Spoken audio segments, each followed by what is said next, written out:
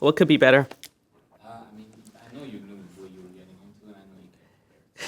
Posture. Okay, nothing. Oh gosh, what are we gonna talk about? So let's jump start. We're starting now? Okay, hold on. Okay. I've been excellent. I've been in a really good space. I feel very positive about how this year has shaped up. I actually start, I was gonna say the new year, but I classify the new year around like Persian New Year and the spring equinox. And so I've been very focused on setting new habits and how to implement small changes to reap large rewards. And so it's been off to a good start. I've always been an avid reader, but I wanted to be more diligent about what I'm consuming and, different genres as well. To be a good writer, you have to read. And so I want to be more disciplined in reading all different types of works, exploring different authors, and I've started to see how it informs my writing and has allowed me to view things in a different light, but also strengthen the way that I approach the page. So reading is one big thing, and walking is another thing, being very diligent about physical health and prioritizing the way in which, like, if I'm going to feed my mind, I want to make sure I'm feeding my spirit and my body and taking care of, this vessel that we have. So, yeah. If I want to be at this place, at the end of Q3 or at the end of the year, or even just like at the end of the day, like, how do I start out each day feeling my best self? And I feel like if I feel really good, then that ultimately gets me to the place that I want to be. I mean, it's a journey, and I've learned to just embrace the journey. I think there's beauty in that. I definitely wanted to kind of be in control of how each step is supposed to be, and I have learned to relinquish that control and trust the journey, and also just trust that, God is guiding me the right places, to the right people, and in the right time. If I really look back, I wasn't prepared for a lot of the things that happened to me, but I made my way, and I feel like so many of us do that. Like the worst things we could have imagined to happen, we got through it. Like, we're here, we're talking about it, and I think that's the beauty of it. And once we let go of that, I think with control, it's this fear of the unknown. So it's like, how much can we architect what reality looks like, what we want our life to look like? But I think on the other side of that fear is a world of possibilities that we can't even imagine, and everything is already written. And trusting that is the goal, is the key. It's interesting you asked that, because I've looked at generations before us, and the privilege that we have to prioritize healing, to prioritize mental health. Like, our parents were just trying to survive. They were just trying to make sure that, like, their families have food on the table. And I look at the sacrifices that my parents made for me to live the life that I can. Like, my dad came from Iran and, started a business and,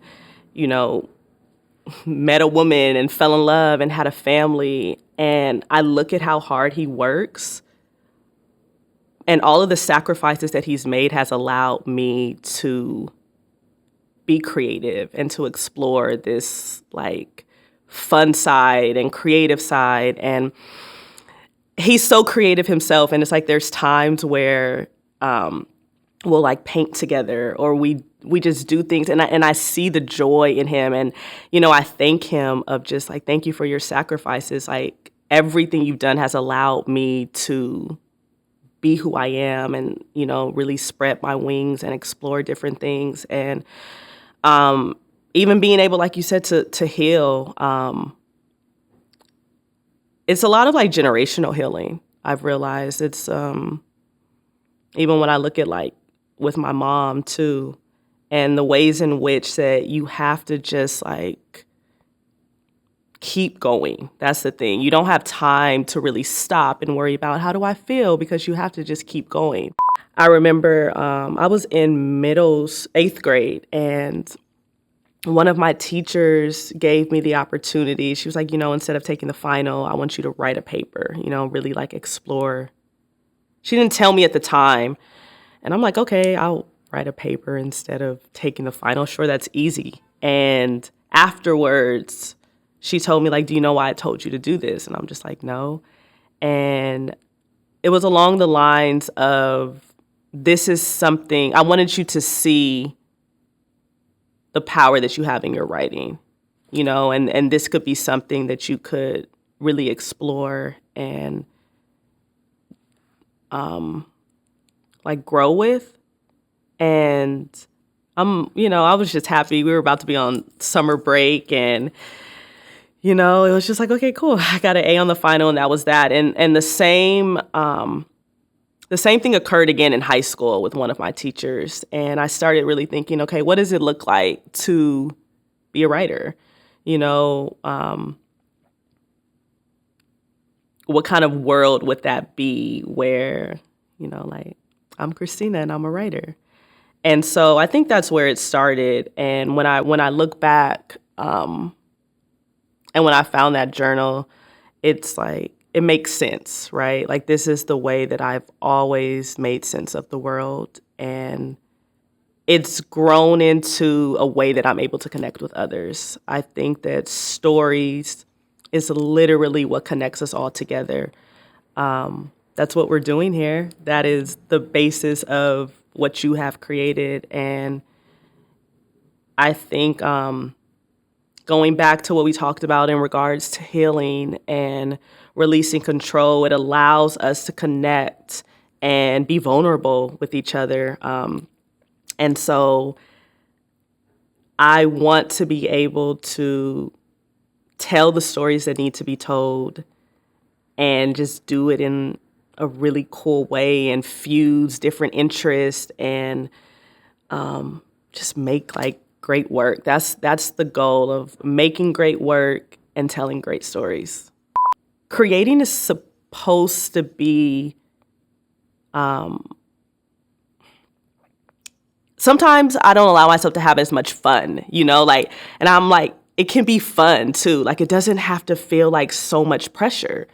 And a lot of times I'm just like, just shake it off. Like, step away from the page for a bit, and when you come back, it'll look a little bit different. So sometimes what I do enjoy is I'll write. So say I'm working on something, and I write, and then I love stepping away from the page. And sometimes that looks like maybe I step away for the day or a couple days, and then when I come back to it, because I might have felt like, oh my gosh, what was I writing? Like, this wasn't my best work, or I could have dug a little bit deeper. But it's every time I come back to the page, I'm like, oh, okay. Like, learning to give yourself credit, but also give yourself space. Like, when I view my work in a different setting with new eyes, fresh eyes, it evokes a different meaning for me. I think it's listening to it. What is it asking me to feel? What is it asking me to pay attention to? Like, there are times where I'll sit down to write and I don't know where I'm going to be led to, and sometimes it's just a feeling. And then sometimes it'll bring me back to maybe a place in like middle school, or, it'll trigger some sort of memory where I can connect it to the present day. Or there are times where I'll sit and I'm like, I'll ask my parents, tell me about this time, or what was it like when you were here? And I want to see how maybe it can inform my present situations. But yeah, it's a lot of just listening to what it needs in that moment, you know. I also set, intentions when I'm going to sit down to write. And so, like, I'll make the space feel safe. And, whether that's lighting a candle or, saying a prayer, is very much of when I'm creating, the space that I'm creating in is very sacred. And then when I step out of it, it's okay. I can leave it there and I can come back to it. So there is a little bit of controlling it, but controlling it in a way where I'm safe to let whatever's going to come about in that moment to move freely. I wanted to share the stories that I had talked about with the people I grew up with. I felt like there wasn't really a community around sneakers anymore at that point. I felt like it was lacking that connection, that camaraderie, and I wanted to add my voice, to the conversation. And by doing that, I was able to connect with, people I grew up with. And that's where it started. I started with the people that I knew, and it expanded from there. And it was a process, I loved how every question of the interview started with, what was the first pair of sneakers that made you feel fly? And the stories, the myriad of stories that came from that question, I think was unbelievable to me. I'm like, we're talking about sneakers, but we're also talking about the human experience, because that opened a doorway to like a flood of memories and stories and moments that people had forgotten about and they remember because of like this pair of shoes. And I felt honored that people trusted me to share such beautiful stories, and to also like work on putting the book together and, picking the pages and the colors and every part of the process. It was so rewarding. It was extremely challenging, but I learned so much through the process. And I remember like actually holding it in my hands. I was just like, wow. It's like everything has led up to this moment. And it's like I hear God's voice of why all of the other things didn't work out. I think when you're creating something, there's moments where you're always thinking, like, does this matter? It's like, are people going to care about this? It's like you're so close to it, and you feel so passionate about it. But yeah, there's times where it's just like, does this matter? And that question can come up. But again, I think that goes back to the fear. I feel like when something is on your heart or you're given a vision of something, it's because it's already in you. It's just waiting to be birthed. And I had come so far, working on the book, and I just looked at it as another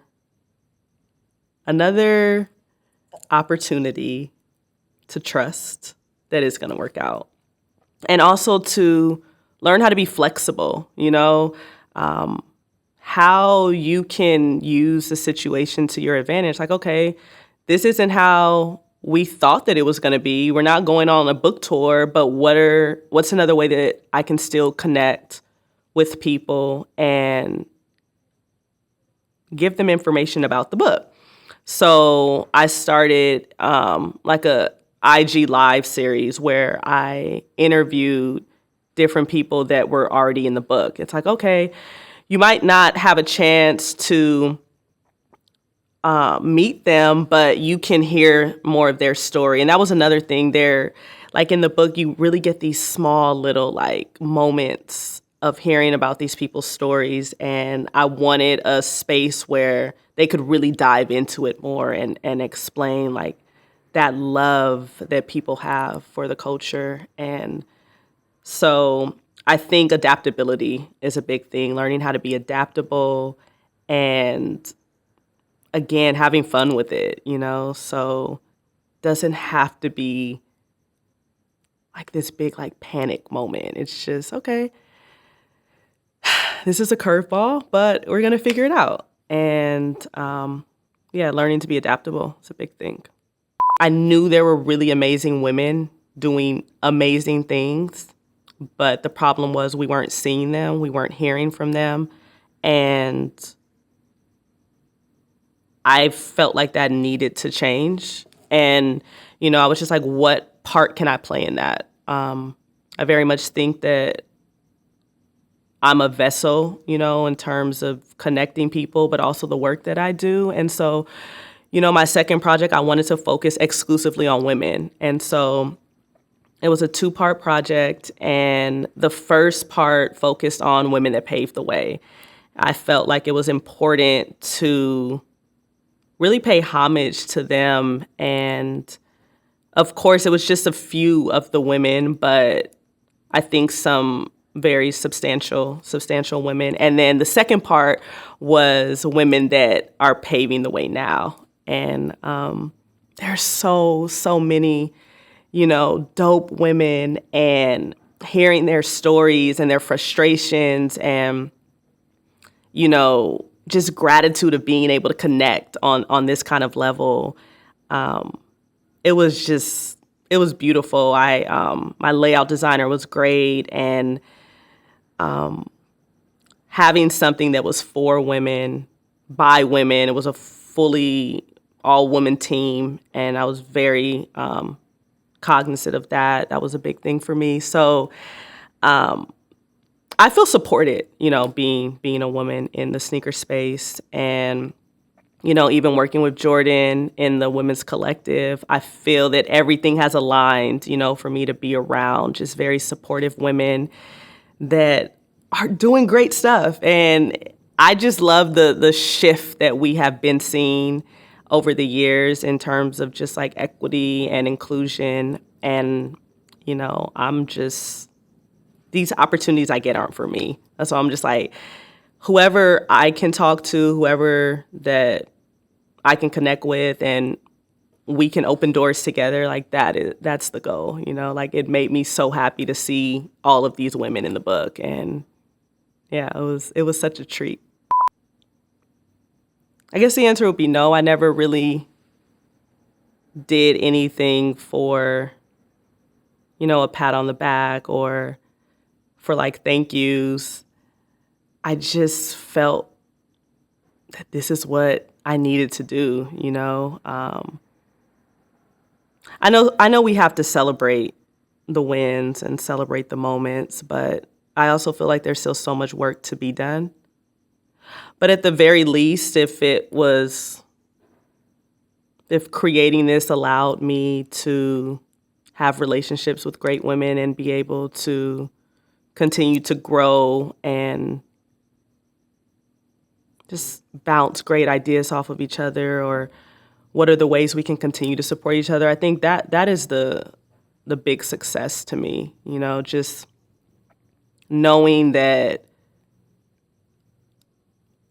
community is always there.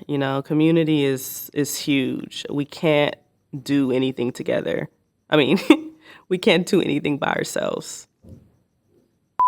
I can't remember what this quote is. I'm thinking about it now, but the idea that like shining a light on someone else will dim yours, and it's just like goes back to this idea that what's meant for you is for you, and trust that. No one can do what you can do. And there are people that have a certain level of skill set that I don't. And that's where like the collaboration comes in. Like I would love to like connect, and how can we create something amazing together, I think it's being very realistic that we're all created in a unique image, and you're stronger by having like great people on your team. Like you never want to be the person that knows everything, like I think real strength is like definitely shown in the team and the company that you keep. Yeah, my parents have always been very supportive. I will say that like schooling was always a big thing, you know, as long as I had good grades, I pretty much had the freedom to like explore. I played sports, I played the piano.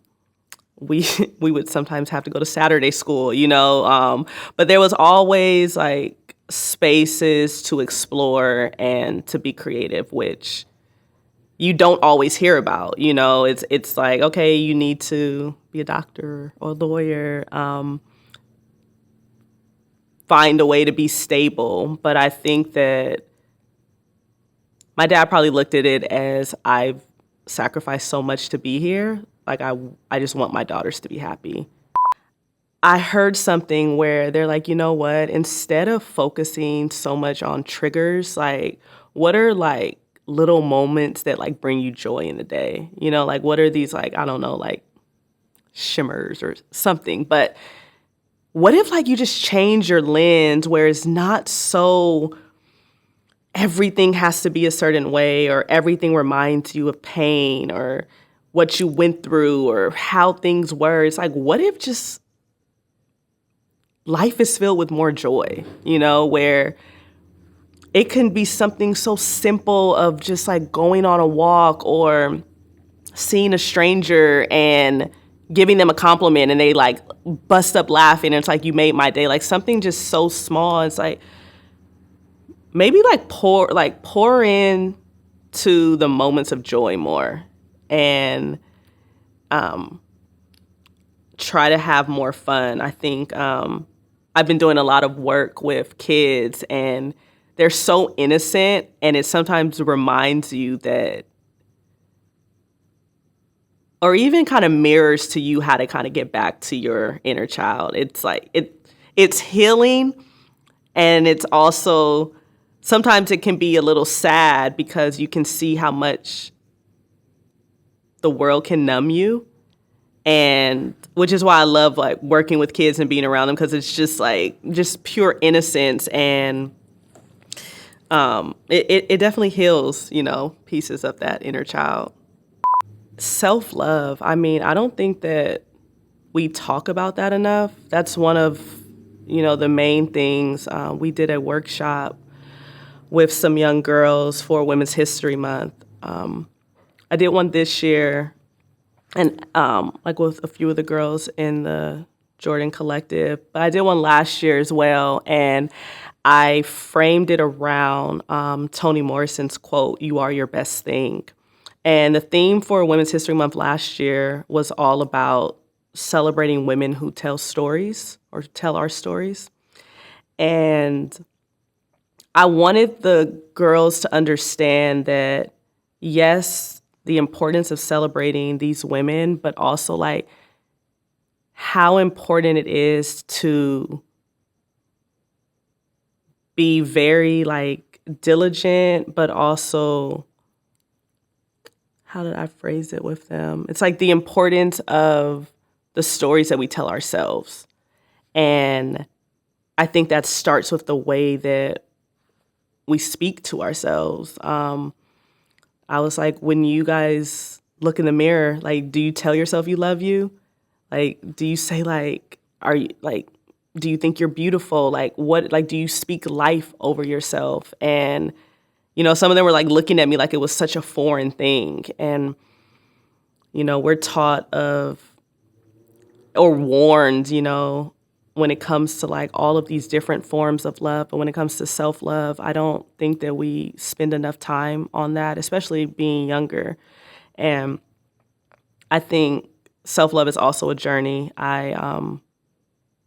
It's like you have to accept every part of yourself. And if there's areas that, you know, you want to work on, it's like, how do you love yourself through that and not judge yourself? And it's very difficult, you know, in the world and wanting to compare and you see all of these different images of people. But I think if you can hold on to the idea that no one is like you and you are created in a perfect form, the exact way that God intended, I feel that that belief can really sustain that self-love, and I feel like carry you through in the moments where you might falter in that belief.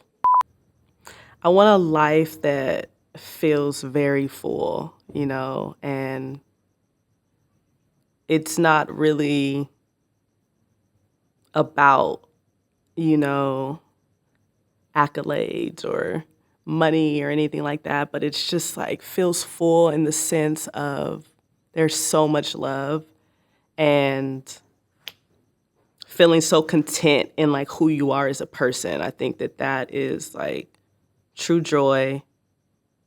I think that we work to get there, and practicing grace, being kind to yourself. But yeah, just having a full life and telling great stories, telling the stories that need to be told, but knowing that on the other side of fear is it's some really great things. And I think that that's something that we can all kind of like work to get towards. And yeah, I think that's what I think about.